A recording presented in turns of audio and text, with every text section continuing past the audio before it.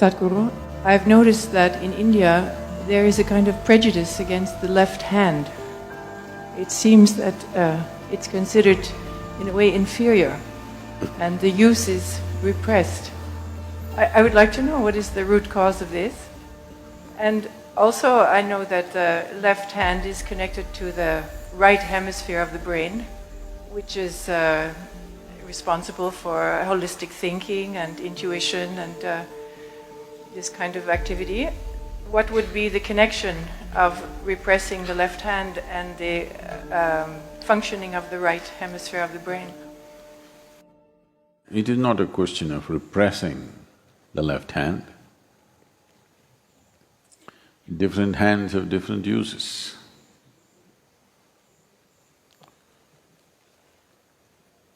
All the Indians are putting their heads down.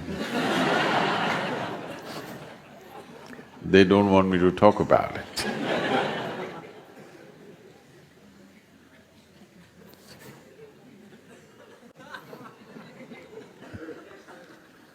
And there were not very powerful disinfectants in the past. So left hand was used in a certain way. Not just that, right hand was kept for vigorous, difficult or hard actions.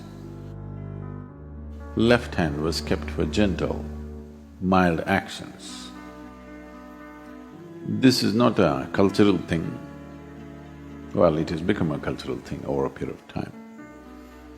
But it is a yogic principle that you do not use your left hand for doing hard things.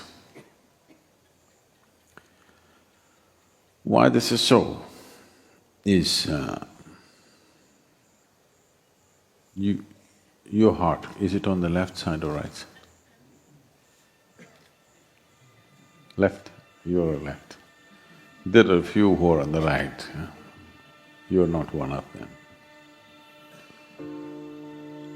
Because of the cardiac function being on the left side, if you are a left-hander, if you are using your left hand for all the more difficult, physically difficult actions, there is a research which shows that left-handed people on an average live 7 years less than right-handed people. Because the left has the responsibility of cardiac function, which is not a small thing. So the left should not be in vigorous action. You must balance the two in terms of strength and balance, but in general usage, it's best to use the right hand for all that involves a certain physical difficulty or stress. You use the left in a milder fashion. In most actions which need balance, in this culture, they're compelled to use two hands. If you have to receive something, nobody in India stretches out their hand like this, it's always like this. You must use both the hands. If you want to offer something, you don't give like this, you give it with both your hands. So anything which needs balance, you use both your hands. Anything that needs physically difficult action, you use the right. For certain other actions, you use the left. This is an understanding which has come by observing the body in a certain way. If you use your left hand, your left brain or right brain does not get active. It doesn't work like that. Otherwise, all left-handers should have been boom in their brain. Doesn't necessarily happen like that.